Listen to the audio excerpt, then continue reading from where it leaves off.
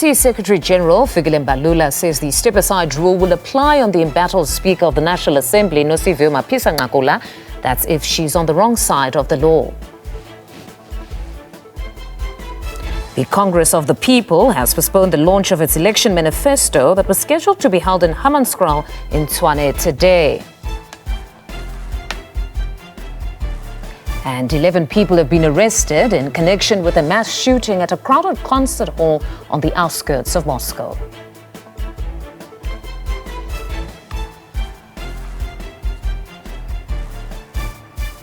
A very good afternoon. If you've just joined us, we're coming to you live from our studios here in Auckland Park, Johannesburg. Thank you very much for tuning in. Welcome to the Weekend Review. Now, this is the program where we review some of the biggest stories to come out of the week. I'm your host, Mfundo Mabala.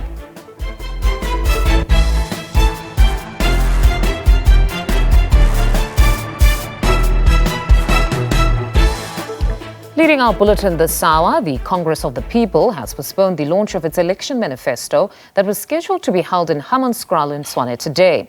Now, yesterday, the party announced its readiness for the launch. However, COPE says it has since received requests from potential partners who have expressed interest in collaborating with the party ahead of the May polls. It says as a result, the party's National Executive Committee has decided to postpone the event to avoid potential disasters such as stampedes. It has not, however, given the new date for the launch of its election manifesto. Political parties in the National Assembly use the Human Rights Day debate as an opportunity to campaign for the upcoming general elections. The debate was themed 3 decades of respect for and the promotion of human rights. The upcoming 7th general elections are regarded as crucial for the country since the dawn of democracy.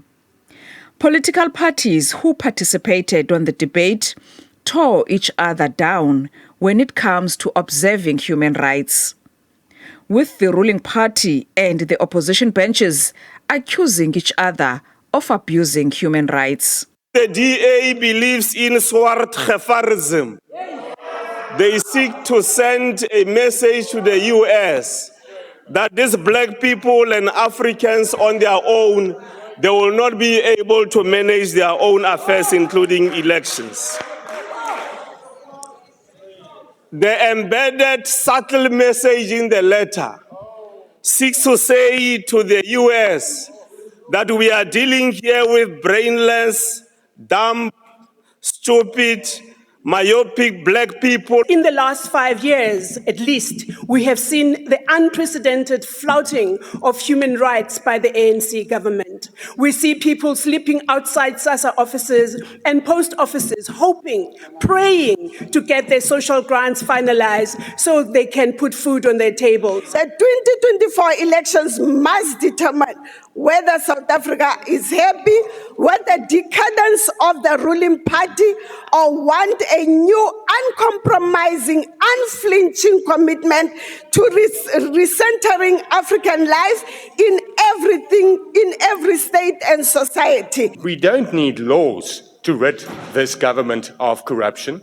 We need a new government. We need a new dispensation where actual human rights are respected and where there's actual service delivery, basic service delivery to the people out there, and not a power-hungry and corrupt government. The forceful grabbing of the microphone at Waceza in Nongoma was uncalled for and a disappointment in front of the king and the head of the state.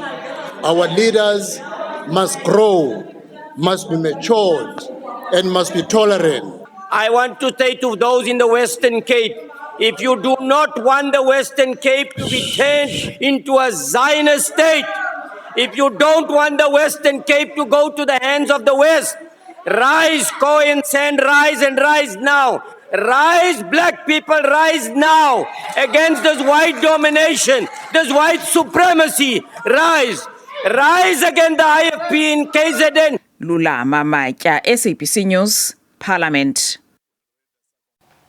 ANC Secretary-General Mapisa-Nqakula says the step-aside rule will apply on the embattled National Speaker of the National Assembly, Mapisa-Nqakula, if she's on the wrong side of the law.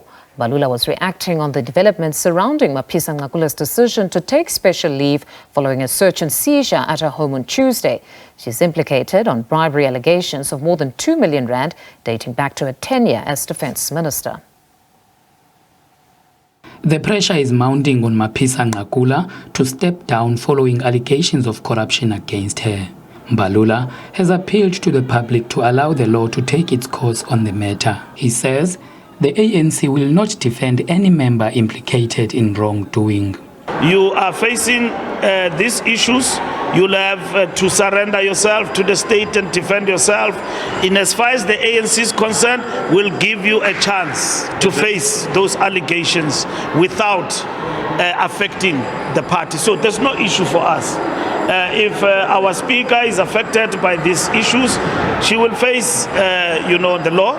And then the ANC, in as far as the party is concerned, is very clear. You step aside to go and face those accusations and charges that you are faced as an individual. Mbalula has dismissed reports that Mapisa-Nqakula has been arrested. The speaker have written to me, have also engaged with me, and she have also engaged with the president. She have taken me into confidence in terms of what is happening in as far as those issues that are reported. But one of the things that are striking out of that briefing is that there is no warrant or any summon that has been served on the speaker in terms of arrest, as it has been widely reported in the country. Mbalula says ANC's top brass will discuss this matter on Monday. Lubabalo Tata, SABC News, East London. Now, political parties in Parliament are questioning the special leave taken by the National Assembly Speaker, Nosiviwe Mapisa-Nqakula. They say there's no provision for special leave in the parliamentary rules, with the Democratic Alliance calling for a motion of no confidence to be debated in the National Assembly. The Democratic Alliance says it has repeatedly called for Nosiviwe Mapisa-Nqakula to resign.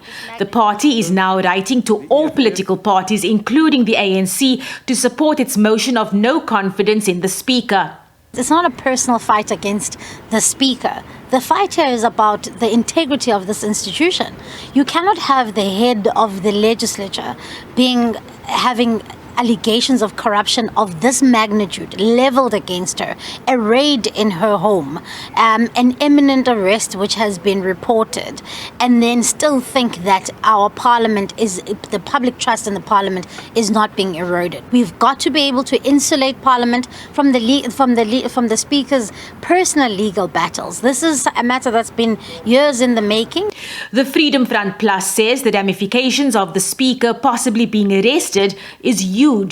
Special leave has become a term being used when people are in serious trouble and they vacate their position technically for the reason until some investigation has been done. We don't have special leave for the Speaker. It doesn't exist now. You must understand what we are talking about.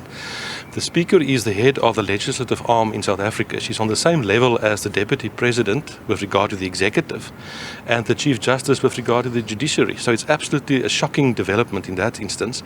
And it's quite clear to me that we cannot proceed as such. A motion of no confidence is absolutely the right way to go at this stage unless the Speaker herself resigns as soon as possible.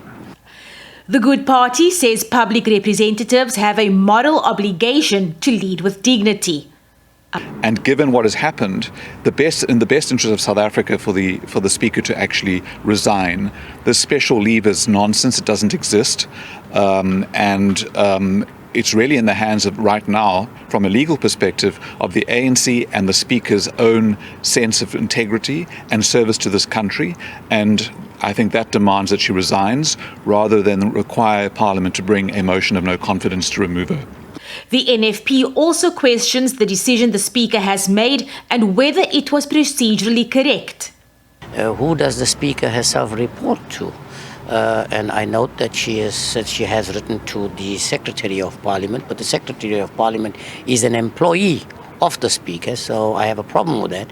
And of course, she says she's also written to the President asking for special leave. But now remember, there is separation of powers. The DA wants the motion of no confidence to be voted on before the House rises and before the end of this term. The party says anything less than a resignation or removal will be a mockery of Parliament and the country. Abra Babia, SABC News, Parliament. Criminal law expert William Booth says the National Prosecuting Authority must either summon or seek a warrant of arrest for National Assembly Speaker Nosiviwe Mapisa-Nqakula. Booth says an impromptu arrest should be avoided without having first fully probed the allegations against the Speaker. SABC News senior parliamentary reporter Bulelani Philip gives us an update on the matter.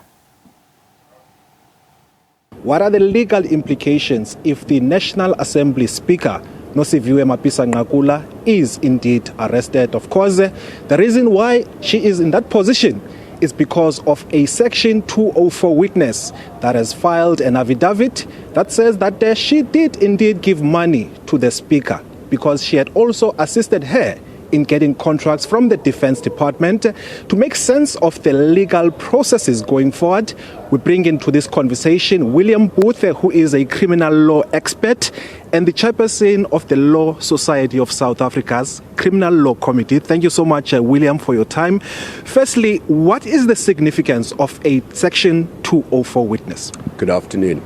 A Section 204 witness is a witness in terms of Section 204 of the Criminal Procedure Act. So that's usually somebody who has, on the face of it, committed a crime.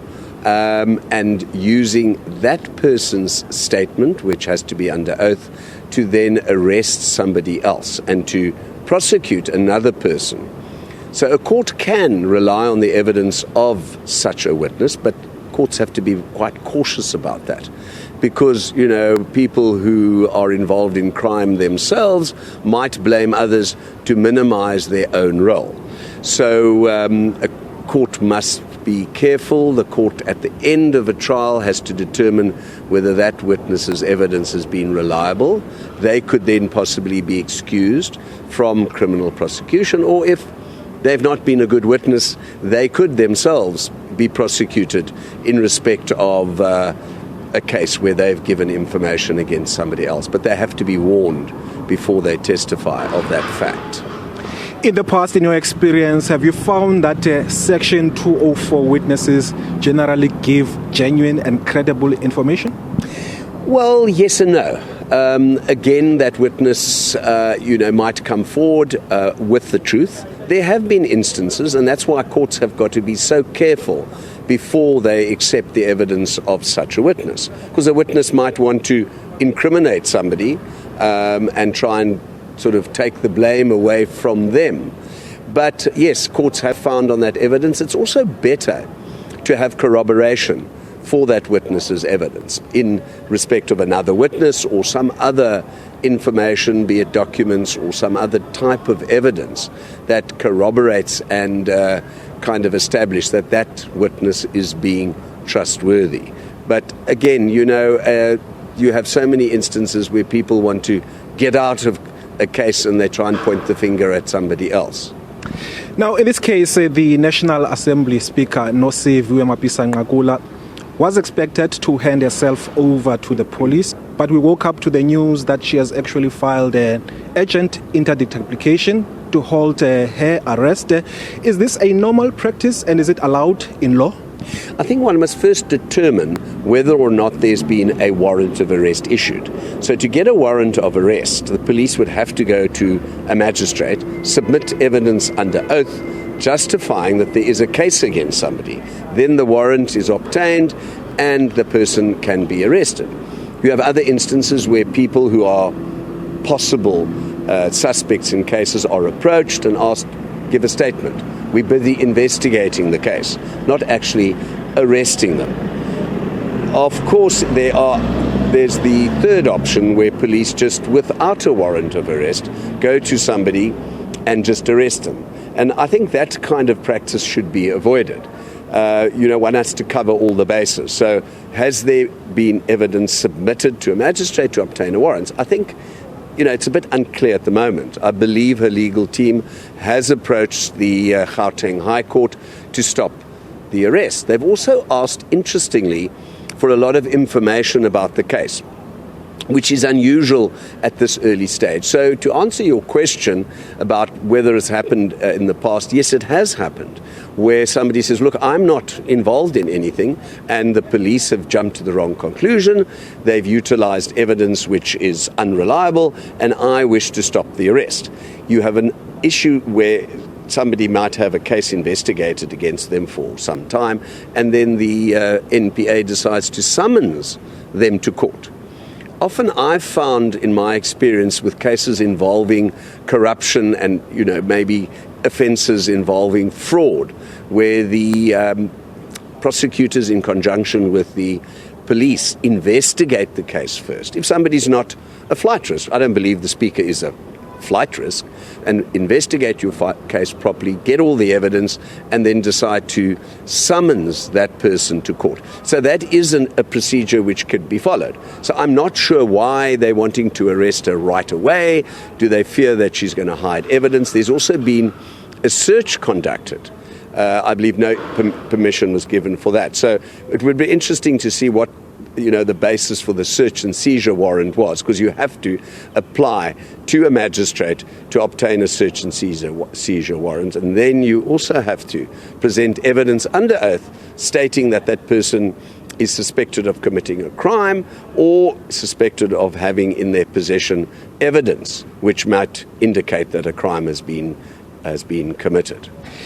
Given the stature of the Speaker, does the process changes, given that she's the head of the legislative arm of government?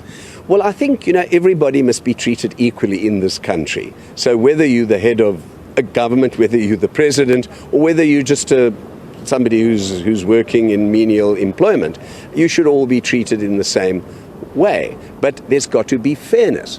Why target somebody? So it might be said, well, because she's a speaker, they now are going for her or gunning for her. I understand that's been said in the founding papers which have been submitted to court. So, there are instances where you don't have to rush in and arrest somebody. You can follow due process and procedure to avoid that, because being arrested is a very harsh situation. Are they going to lock her up? Are they going to keep her in detention? Because you can be detained for up to 48 hours after you have been arrested.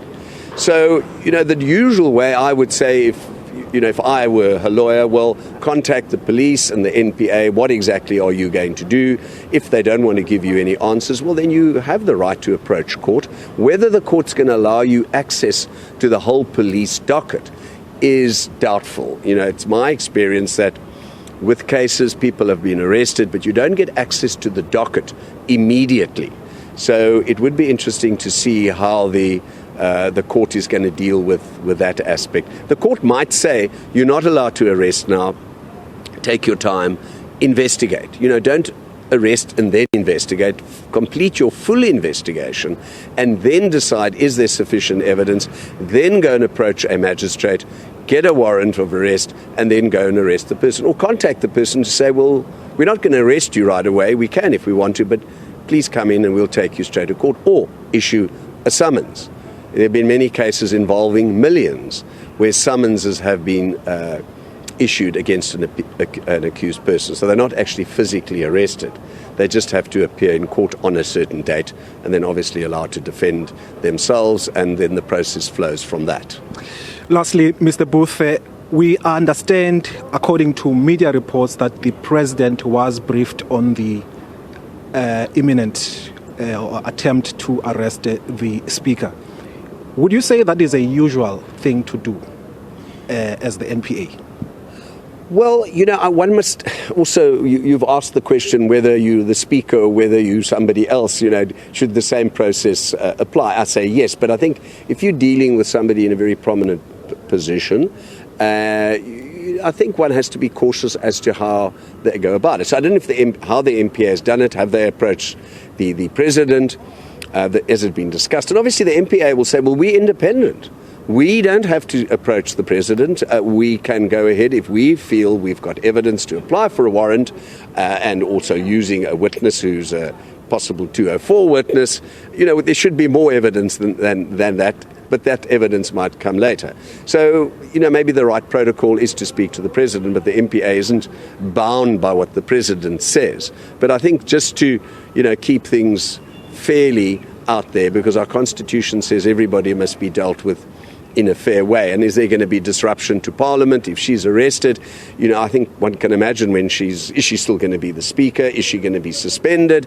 You've got all of these issues that have to be considered, and that can cause a complete disruption in the whole parliamentary process. So I say again, the NPA, in conjunction with the police, need to deal with this whole matter in the proper, correct way. And you mustn't have a situation that it's found later that there was no solid basis for her arrest. If there's evidence there and it can be substantiated and corroborated, well, they would be entitled to go ahead and do what they must. But process must be followed properly and correctly. All right, thank you so much, William Booth. He is a criminal law expert, of course, giving us the legal analysis of the legal processes that perhaps maybe the Speaker has to her disposal to actually avoid that jail time or arrest, rather.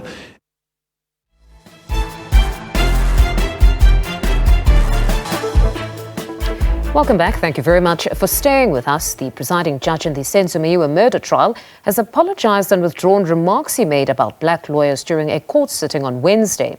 Judge Mokgoatleng says his comments were ill-advised and might have been offensive. The statement was made on that day after the lawyer for accused number 1, Thulani Mgomezulu, failed to pitch in court.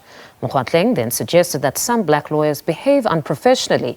This as the trial for 5 men accused of Meyiwa's killing continues in the High Court in Pretoria. This is the comment on Wednesday that landed Judge Ratha Motloeng in hot water with the Black Lawyers Association. Is this how lawyers, black lawyers, maybe we should just tell the truth. Is this how black lawyers behave? Yeah. Some of them, maybe I should qualify that. The Black Lawyers Association then took offense over the remarks, requesting an audience with Mokgoatleng, who declined based on the ongoing trial. Mokgoatleng retracted his remarks. Me, on reflection, and after some thoughts,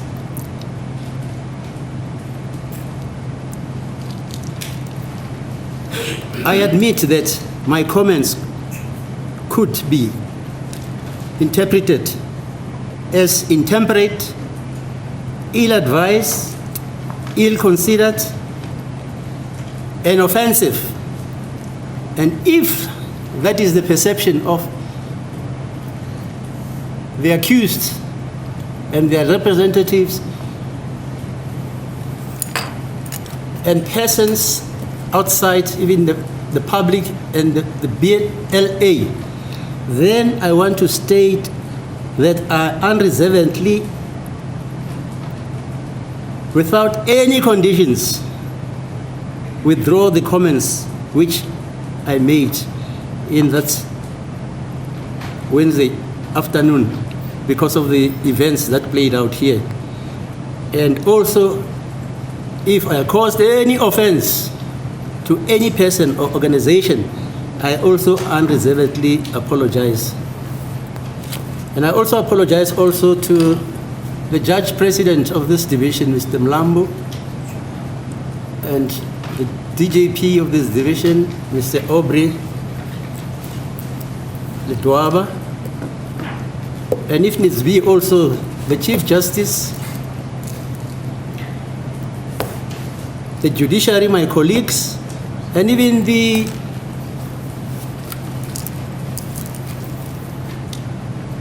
Judicial Service Commission. The Black Lawyers Association is not commenting on the matter, but says it has written to the judge president. The Nenatis expert Christopher Matlow took to the stand to rebut the version of accused number 1 Muzi Sibiya that he was not in Gauteng between 2013 and 2015. Natis records shows that Sibiya twice applied for a learner's license in Brakpan and Boksburg in 2014. After he realized that he's failed, my lord, he didn't want to give up, so he proceeded to the nearest driving license testing center to make a further application. Furthermore, a notice record, as shown on page 11 of Annexure MCC01, indicate that the said accused was authorized to undertake a learner's license test on the 2014-09-15, and his test results were recorded as passed. Matlou also revealed that accused number 5, Isoko Shenduli, has been driving a similar vehicle months after the shooting, in description to the alleged getaway vehicle on the day of the incident. My Lord, notice records reveal that the motor vehicle with the description as hatchback, make Volkswagen Series VW250 Polo with license number CT79YZGP, silver in color. The lawful title holder on the date in question was BMW Finance Services. The notice business registration number is 9004670070228, and the lawful owner was Nakoma Fleet and Shuttle. Now, Mr. Matlou, the fact that the lawful owner at the time was Banakoma Fleet and Shuttle, is that indicative of anything? But in this case, it appears as if it was a rental company. The case resumes on Monday. We shift our focus to this story now. The Financial Sector Conduct Authority says that the passing of Marcus Euster does not have an impact on its ongoing investigation relating to Steinhoff. It has vowed to continue to assist the Hawks and the National Prosecuting Authority with any investigations they may have underway. The former CEO of Steinhoff, Marcus Euster, died by suicide after the FSCA fined him 475 million rand. This was for publishing false, misleading and deceptive information. Disgraced former Steinhoff CEO Marcus Euster has maintained his innocence throughout one of the biggest financial scandals. This despite admitting, penning a message to his colleagues, regretting some of the decisions as the CEO that have caused immense pain to innocent people. He believed that the collapse in the Steinhoff share price could have been avoided if the board allowed him to fire Deloitte and replace it with a new auditing company that was willing to sign off the financial results. Till his death, Euster blamed Austrian businessman Andries Seifert for causing all the troubles. Seifert entered a business partnership with Steinhoff in 2007, and he was instrumental in exposing some irregularities to the German tax authorities. Economists have called on the PwC report that was completed 5 years ago regarding activities at Steinhoff to be released for public scrutiny. The PwC investigation found that Steinhoff had overstated profits over several years, amounting to £5.6 billion over a period of 2009 and 2017. We still don't know exactly what happened at Steinhoff. There was a very expensive PwC report into Steinhoff. It ran into something like 3,000 pages, and therefore it is now time for the PwC report to be published so that we can get more insight into what exactly happened at Steinhoff and exactly where corporate governance went wrong in Steinhoff. The Black Business Council says that the law enforcement agencies moved very slowly to deal with the Steinhoff matter since 2017. The PwC report should be utilized to ensure that this kind of saga where pensioners lost their hard-earned cash does not happen again. The country and maybe in Germany will never get to the bottom of this corruption matter, corruption scandal that we have. And there's no prospects that the pension fund money that were lost will be recovered. But also the way the matter was handled from 2017 when it happened, it also still perpetuates the suspicion that when you have money, when you are rich and powerful, and when you are a certain skin color, the law enforcement agencies, they treat you very, very carefully with kids' gloves, and also the process to make you to account, it moves very, very, very, very slowly. Because if you contrast this with VPS, and I've got no interest in VPS, I'm not condoning what happened in VPS, but the story of VPS happened in 2018, Steinhoff scandal happened in 2017, but from a South African point of view, there have not been people from Steinhoff who were held accountable. The former Steinhoff legal head, Stefan Grobler, appeared in the Pretoria Specialized Commercial Crimes Court in connection with the Steinhoff saga. The FSCA says it is legally entitled to recover the penalty imposed on Jooste from his estate and that it is continuing with other investigations into similar contraventions. Naledi Matlapeng, SABC News, Johannesburg. The ANC in KwaZulu-Natal has defended its chairperson, Siboniso Duma's actions of disrupting the AmaZulu traditional Prime Minister, Thulasizwe Buthelezi, while speaking at the 110th commemoration of the then AmaZulu King Dinuzulu kaCetshwayo at KwaXheza. Party leaders are planning a visit to the AmaZulu King, Misuzulu, to apologize for Duma's conduct that played out before the King and President Cyril Ramaphosa. The party, however, says it will not apologize to Buthelezi as the position of the traditional Prime Minister is not recognized by law. For more on this, we're now joined by political analyst Professor Bheki Mngomezulu. Professor, good afternoon and thank you for your time. Good afternoon, my sister. Good afternoon to our viewers, and thank you for having me. No, it's always a pleasure to have you with us. So last week's incident has continued to dominate headlines, with many in society expressing differing views on how both the Zulu Prime Minister and MEC Siboniso Duma conducted themselves. Now, Duma may have, in some's view, failed dismally in putting to practice the high discipline, high morale that they are taught as ANC members who are then deployed to government. But can Reverend Buthelezi be honestly absolved of any wrongdoing here? Because it was a government event where the king was the guest of honor, but it seems that the Reverend sought to draw the president's attention to the regrettable conduct of a provincial political party leader, Bheki Mngomezulu, who is not in government.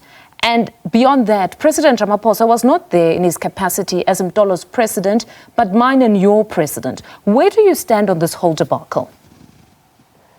Thank you very much for these questions, my sister. Coincidentally, I've written pieces on this and I've commented widely on this matter. And I didn't mince my words then, and I'm not going to mince my words now. What the traditional Prime Minister of the Zulu Nation did was absolutely wrong. There is no way you can condone it, because he was there not in his capacity as the mayor of Zululand, but in his capacity as the traditional Prime Minister of the Zulu Nation. Therefore, he had to stay clear of politics and confine himself on what the event was all about. So in my view, what he did triggered this whole thing that we're talking about right now, and then, of course, led Duma to do the kinds of things that he did. Having said all of that, Duma cannot be exonerated in what he did. Because even if I disagree with you, I still have to do that respectfully. Removing a mic before Buthelezi could even complete his sentence was totally unacceptable. Not in his position as the traditional Prime Minister, not in his position as a mayor, not in his position as one of the leaders of the IP, but as a human being. You just don't do that. More especially if somebody is a leader and you are also a leader. You don't do that. So both of them were wrong, totally wrong. But where I have an issue is not necessarily with Mr. Thulasizwe Buthelezi, nor with Zuma per se. I have more concerns with the manner in which the provincial government, the provincial leadership of the ANC, the PEC, has reacted on the matter. My view is that they were supposed to have sat down with Duma, reason with him, identify what went wrong, and then if they want to apologize to the king, so be it. If they want to apologize to the president of the country, so be it. If they don't want to apologize to Thulasizwe Buthelezi, it's their choice. But then you cannot, on the one hand, saying that you are ready to apologize to the Zulu king. On the other hand, we are saying that you don't recognize the position in the first instance. So what are you apologizing for? That is where I have an issue. And specifically on that particular matter, that incident has really now sparked renewed fears of tensions in the province, because when that was stated that the Prime Minister is not a recognized position, I actually went on to read a statement by IFP leader Velenkosini Hlabisa. He also spoke on national television yesterday at a media briefing. In that particular statement, he says this is quite disingenuous because since time immemorial, prime ministers have been recognized by government, even the president, because ever so often the president of the country would engage the prime minister, meaning they recognize the position and the authority that such a position possesses. So what does that mean, really? It means one thing, that it's either this amounts to political posturing, or it is in fact a reflection of failure to understand Zulu culture and Zulu custom. You don't necessarily have to go that far to understand the context within which this was said. Look at what happened with the late Prince Mangosuthu Buthelezi. He served 3 kings in succession, and this issue of the position of the traditional prime minister never arose. The question is, where were these politicians who are now saying that this position in fact does not exist and therefore cannot be recognized? If they worked with the late Prince Buthelezi in his capacity as the traditional prime minister of the Zulu nation, what has gone wrong? Do they have an issue with the position itself, or do they have an issue with the incumbent?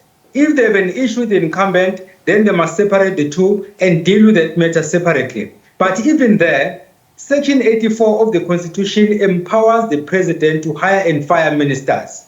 On the side of traditional leadership, the Zulu king has the power to appoint his own traditional prime minister. So then if they have an issue with that, then they have to find a platform where they can question that. As things stand at the moment, I'm at a loss, in fact. I really don't know what the issue is, whether the issue is the position itself, as Mr. Mtoro was saying when addressing the media, or if the issue is with the current incumbent, Senzo Buthelezi, or if the issue only arose after the behavior that we saw in that particular event of the 110th celebration of the passing of King Dinizulu. So there are more questions than answers on this issue, and only those who are directly involved can give us answers, because at the moment, I'm not too sure what is it exactly that is the main issue of concern here. Do you think perhaps them coming out as the African National Congress, or specifically the Provincial Secretary, Begim Dolo, coming out to say, perhaps we have an issue with the incumbent, not necessarily the position, do you think it would somehow quell tensions now, because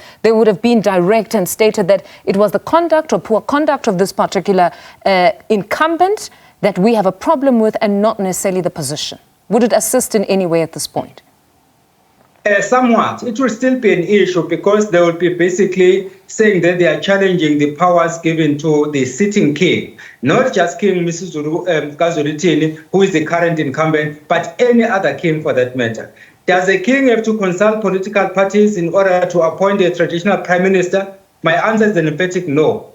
Does the president have to discuss with everyone as to why I hired a particular minister and why I fired a particular minister? My answer is an emphatic no. And I still hold this position because there was a time when the former President Zuma, in fact, relieved a minister and a deputy minister of their duties. And then suddenly people became hysterical and even took the matter to court. Ironically, the judges said, yes, the president must explain himself. So we find ourselves in a similar situation now. We are basically questioning the powers of the sitting king, in this case, King Misuzulu Kazolitini, as to why he hired, or in fact, he appointed Senzo Buthelezi to be his traditional prime minister. When in fact, on the other hand, we have an issue with the position itself. So it means either way there will be a problem, but the problem wouldn't be as serious as it is right now, given the turn of events as we've just discussed them now. Now, Mr. Hlabisa, in his briefing yesterday, revealed that they have sent a letter to the president in his capacity as ANC president, requesting that the party nominate 3 NEC members that will work together with 3 IFP NEC members to facilitate some sort of engagement with the PCs. Could this assist, because one assumes that the NEC members would not necessarily be invested in the provincial squabbles, and bring neutral perspectives to this whole thing?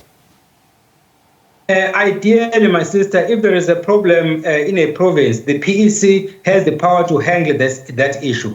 But on this matter, the PEC has disqualified itself in the manner in which it handled this incident that we're talking about. Because they convened a media briefing, and in that media briefing, they raised more issues than the issues that were already on the table. For instance, questioning the position itself, questioning the incumbent, basically it amounts to questioning the decision taken by the king. So already they cannot handle this matter objectively. Pardon me, Professor Mgomezulu, pardon me there. We unfortunately have to end this conversation here now because we believe that the leader of ActionSA, Herman Mashaba, is now taken to the podium to take members of the party as well as the nation through their manifesto. Let's listen in.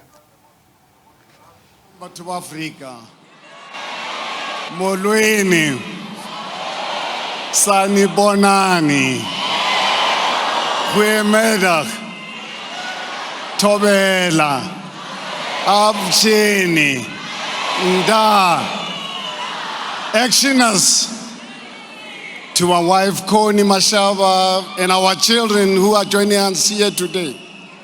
And most importantly, you, my fellow South Africans, good afternoon.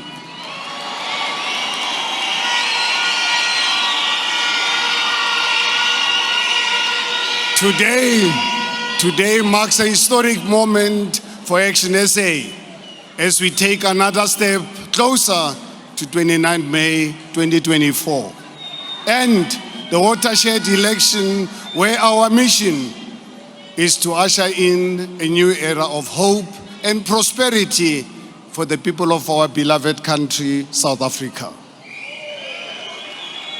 Today, 3.5 years after we launched under a global lockdown to an online-only audience, ActionSA is presenting our first national election manifesto to the people of South Africa.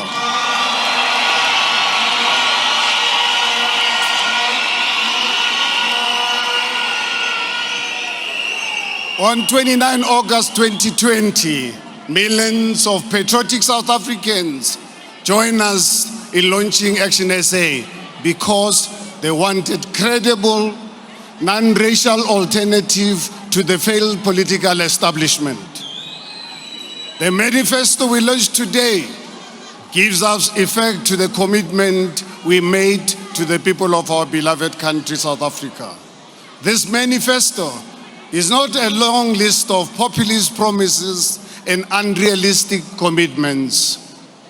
It is a vision of what is possible under an ethical and competent government and forms a pragmatic and implementable plan to fix in South Africa by addressing the greatest challenges facing our people.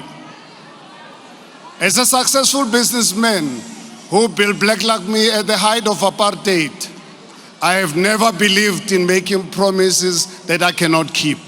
But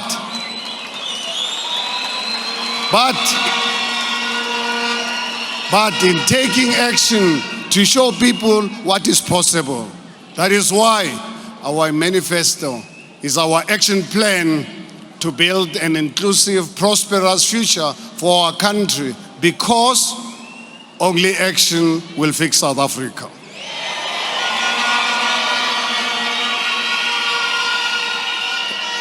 And let me tell you, this year, action is possible in South Africa.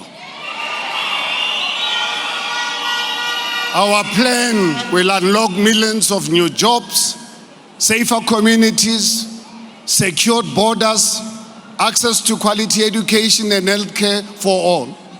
And for the first time, the inclusive empowerment of all previously disadvantaged South Africans, as well as those who have been hamstrung by 3 decades under an uncaring, unethical, and unpatriotic government. Fellow South Africans, the problems we face are visible for all of us to see. Crime is spiraling out of control. Our ports are in chaos. Trains are not running. And unemployment inequality is on the rise. Despite false promises of a new dawn, life for most South Africans is more difficult than it was in 2018. When President Cyril Ramaphosa sought to highlight the successes of his government by using the image of a citizen called Tintswalo, He demonstrated just how out of touch the ruling party has become with lived experiences of the majority of South Africans. Yes, some progress was made in the initial period after 1994, but then the cancer of corruption and cadre deployment took root, and the hopes and dreams of ordinary South Africans became a forgotten priority. I say this without fear of contradiction, because joining us today are real Tintswalos who have not benefited from the false narrative Ramaphosa and the ruling party would like us to paint.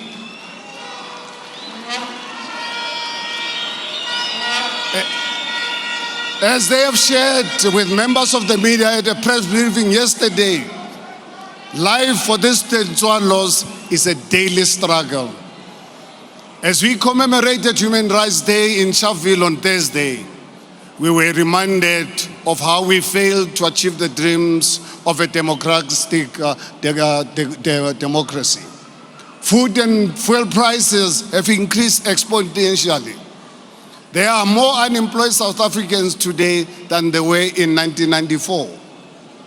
Our education system has not kept up with our global peers, with fewer pupils being able to read for meaning than in 2018. Where we gathered here today in the Johannesburg inner city, we are surrounded by hijacked buildings, rubbish piling up, and robberies taking place in the light of day. Services are unreliable, and load shedding and water shedding are becoming a way of life. Efficient public transport has all but collapsed, and crime is spiraling out of control. It breaks my heart. It really does break my heart when I think that 84 South Africans are being murdered each day, as criminals no longer fear going to prison. We cannot carry on like this.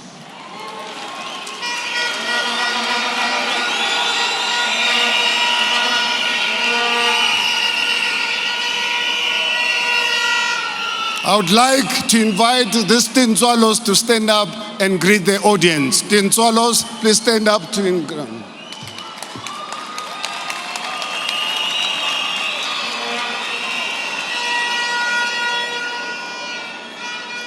We salute your bravery in standing against the ruling party's attempts to abuse your name to sell their lies. But I also want to tell you that on 29 May, the era of lies, broken promises, and failed government is going to come to an end.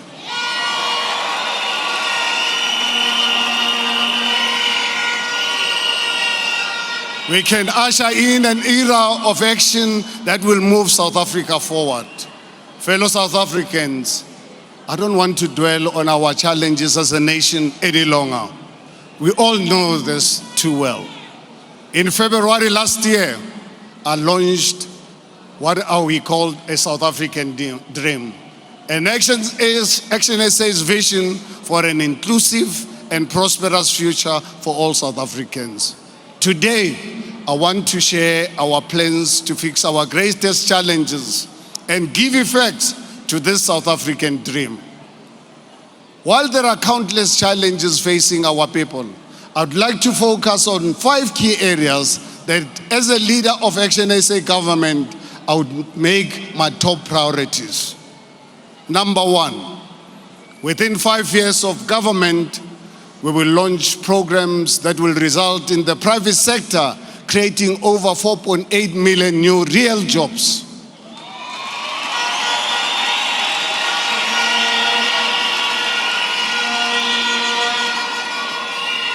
Number 2, we will end load shedding within 2 years in government.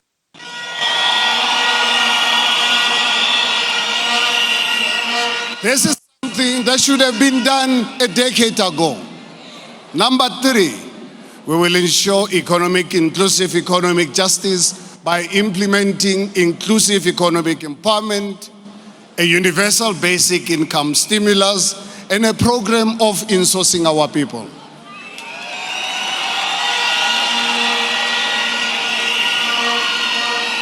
Number 4, we will restore the rule of law, stamp out corruption, and fight the scourge of drug abuse and gender-based violence. Number 5, we will secure our borders and prioritize South African interests.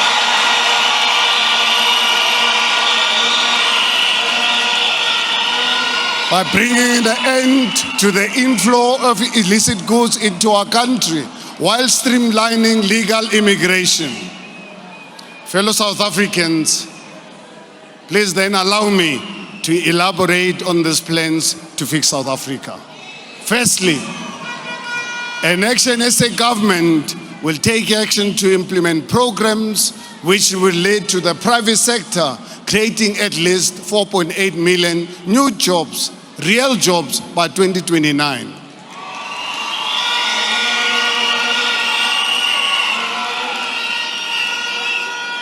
South Africans are not lazy. South Africans want to work.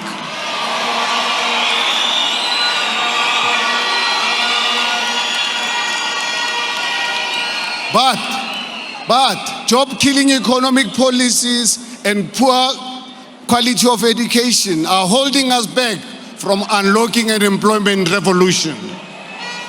An ActionSA government will seek an average of 5% economic growth over 5 years by supporting entrepreneurs, decreasing the cost of doing business, and re-establishing South Africa as a viable investment and business destination.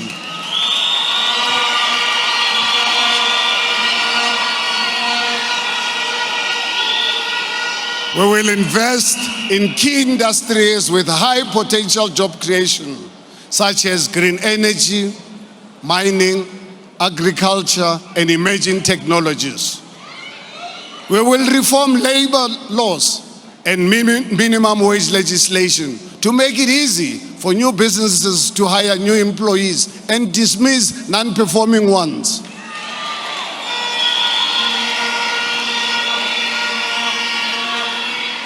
And we will transform South Africa's cities into inclusive economic centers by reclaiming hijacked buildings and unused factories for private sector mixed-use development. That includes affordable accommodation and rental opportunities for emerging businesses. This will directly start to address the legacy of apartheid special planning by providing housing opportunities close to job opportunities. Babelege Industrial Area and Garankuwa Industrial Park, where I launched Black Like Me in 1985, are examples of this. Once a hive of industry, today these factories stand largely abandoned. We will reinvigorate these areas and unlock thousands of jobs by handing them over to emerging entrepreneurs to start manufacturing businesses.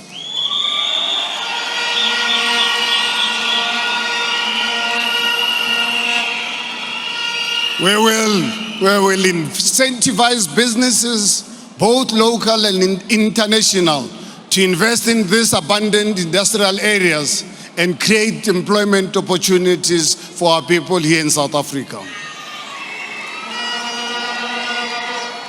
Central to fixing the economy is fixing our education system. We will fix our schools by breaking the power of unions over schools appointments.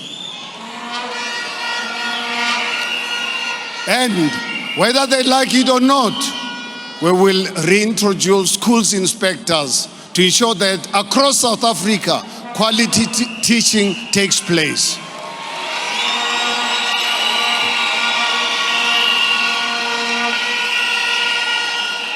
We will invest in new universities and TVET colleges, reintroducing specialized training colleges such as teaching, policing, nursing, agriculture, and artisan skills like plumbing and electrical work.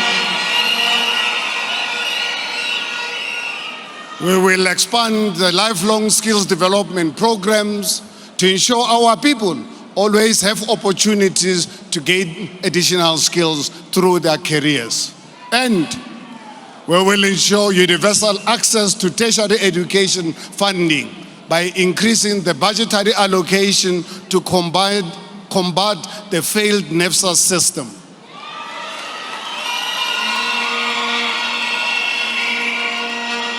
Under ActionSA, no academically qualifying student will be excluded from further education because they lack the funds to study.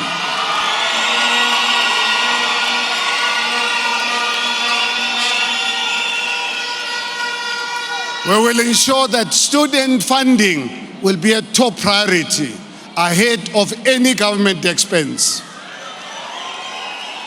Fellow South Africans, our careful economic modeling has shown us that these interventions, among others I will outline later, will collectively create at least 4.8 million new and sustainable jobs by 2029.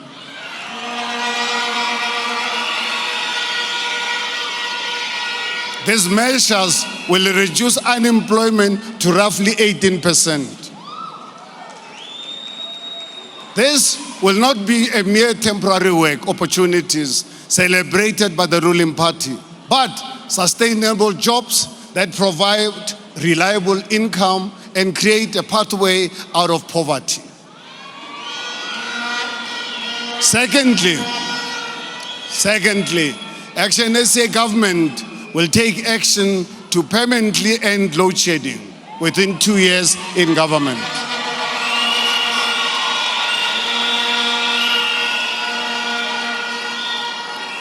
Earlier this month, I unveiled ActionSA's 9-point plan to end load shedding, stabilize energy provision, and introduce competition into our electricity market, alongside a streamlined ESCOM.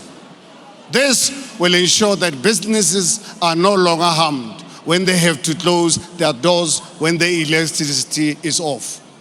Under our plan, we will end nepotism at ESCOM to ensure that the entity is staffed with highly skilled employees who are appointed based on merit and competency, not political affiliation.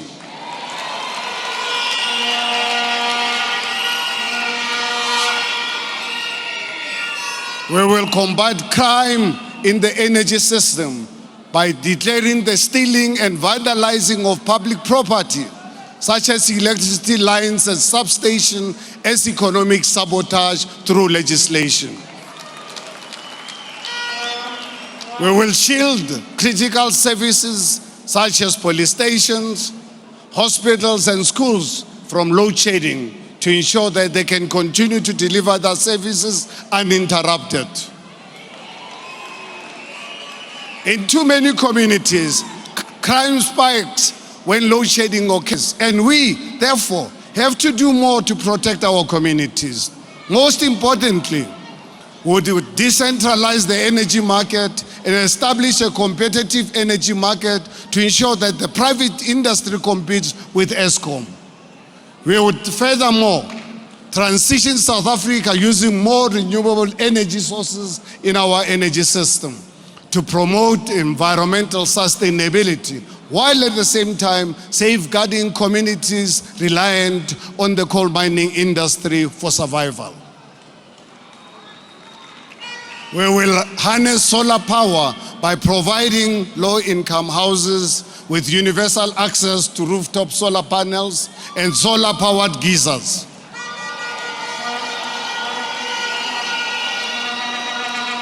We will enhance critical skills development by introducing specialized training programs that focus on building the skills required to maintain South Africa's energy grid. Collectively, we believe these actions will permanently end load shedding.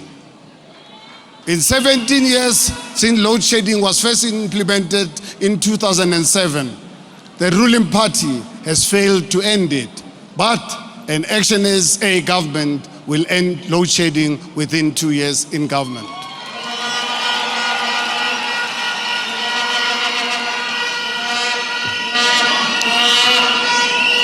Thirdly, an ActionSA government will take action to ensure economic inclusive and economic justice. We will implement inclusive economic and a universal basic income stimulus and a program of insourcing. ActionSA is unapologetic in our belief in the empowerment of Black, Colored, and Indian South Africans.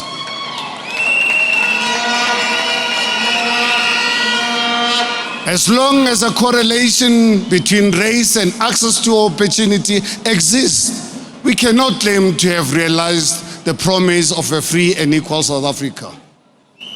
A keystone of an ActionSA government's policy will be the introduction of the Inclusive Economic Empowerment Act, or IEE as you'd like to call it, which includes the establishment of an opportunity fund, an alternative to a failed government policies that have worsened inequality and left tens and millions of our people still trapped in poverty.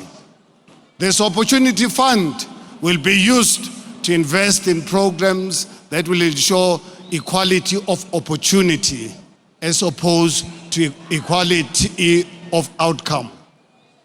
Instead of focusing on empowerment of tenderpreneurs and the politically connected few oligarchs, we will use the opportunity fund to invest in tertiary education funding, entrepreneurial stimulus, and infrastructure investment in underserved communities.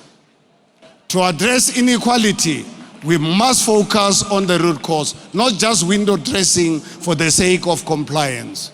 That's why we will replace the compliance cost of existing.